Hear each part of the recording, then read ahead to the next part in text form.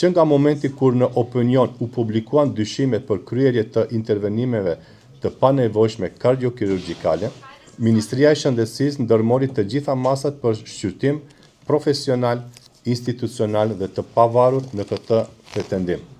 Më 26 gusht 2025 u mbajt preskonferenca në të cilën informuam për masat që ndërmorëm lidhur me këto dyshime. Menjëherë formuam një komision të brendshëm të përbërë nga ekspert të lartë i cili realizoi analizë profesionale të rasteve. Komisioni i brendshëm përbëhet nga 9 ekspert të lartë të vendit, mjek, të fushës, si dhe jurist dhe ekonomist përkatësisht përfaqësues të Ministrisë të Shëndetësisë dhe Fondit për Sigurim Shëndetësor. Komisioni i brendshëm vendor mbajti 16 takime gjatë kësaj periudhe, që shqyrtoi në mënyrë të detajuar 20 raste, prej të cilave raste 13 u konstatuan dyshime për operacione të kryera pa nevojë ose për udhëzim të panevojshëm për operacion. I gjithë dokumentacioni për pacientët për të cilët Komisioni i brendshëm konstatoi dyshime, ju dorëzuan grupit ndërkombëtar të ekspertëve i cili u formua në shkurt të këtij viti. Ky grup përbëhet nga 3 profesionistë të lartë konkretisht, nga Dr. Ugolin Olivi, kardiokirurg nga Italia, Dr. Nikola Lakić, kardiokirurg nga Slovenia dhe Dr. Qerçek Miha, kardiolog intervenues nga Slovenia. Komisioni i përbërë nga ekspert të huaj, javën e kaluar dorëzoi konkluzionet dhe vlerësimin e tij profesional.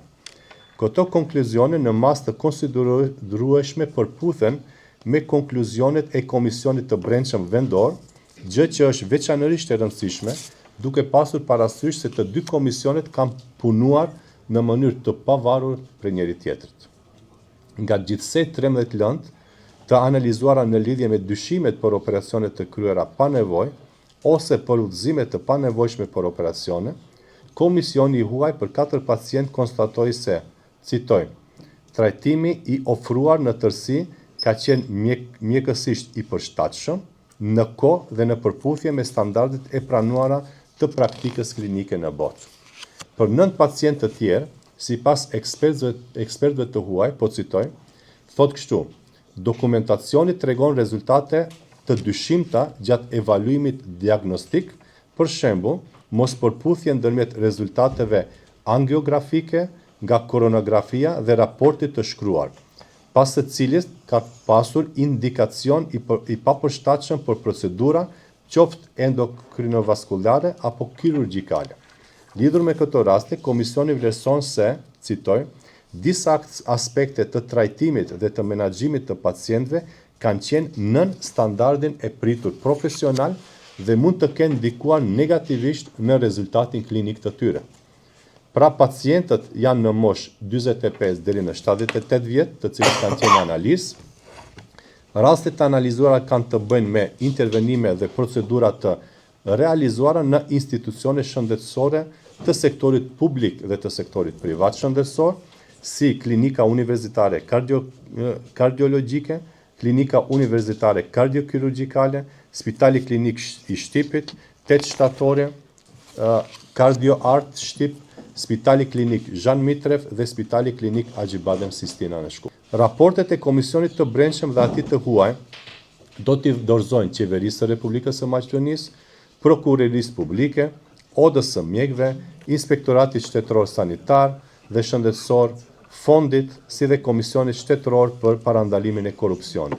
Në këtë drejtim, fillojmë procesin e rishikimit të protokolleve për veprimet të intervenimeve kardiologjike dhe kardiokirurgjikale, dhe kjo është thelbësisht e rëndësishme për avancimin e mëtejmë të mbrojtjes shëndetësore të qytetarëve, veçanërisht në pjesën e indikacioneve të qarta mjekësore, vlerësimin profesional dhe ndjekjen e rrugës së pacientit në aspekt shëndetësor. Por më tepër, formojmë një hartim nacional i përbërë nga 9 antar, kardiolog dhe kardiokirurg. Ekipi do të përbëhet nga përfaqësues të institucioneve publike dhe përfaqësues të institucioneve private shëndetësore. Përkatësisht, 6 antar nga sektori publik dhe 3 antar nga sektori privat shëndetësor në vendin tonë. Ky ekip do të mblidhet rregullisht dhe do të shqyrtojë raste komplekse dhe kufitare, respektivisht raste kur nevojitet vlerësim shtesë profesional.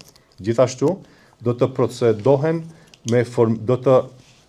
procedohen me formimin e një liste nacionale për operacione kardiokirurgjikale. Pra, do të krijohet një listë nacionale kardiokirurgjikale. Qëllimi i kësaj liste është të kemi pasqyrë më të qartë mbi intervenimet elektive, arsyeshmërinë e tyre mjekësore, rënditjen e udhëzimeve dhe institucionet ku do të realizohen ato. Rastet urgjente mbeten prioritet dhe për këto nuk do të ketë vonesa administrative, por për intervenimet elektive, sistemi do të ketë gjurmë digjitale. Kush, kur, pse dhe mbi bazën e cilit indikacion mjekësor është udhëzuar pacienti për intervenim. Po ashtu, do të punohet në akreditimin e detyrueshëm dhe të përmbushjes së standardeve të qarta për institucione shëndetësore që kryen këto lloj intervenimesh në vendin tonë. Kjo do të thotë se çdo institucion publik apo privat do të duhet të dëshmojë se disponon kuadër adekuat, pajisje, procedura, protokolle dhe mekanizma për monitorimin e cilësisë së shërbimeve dhe sigurimin e pacientit.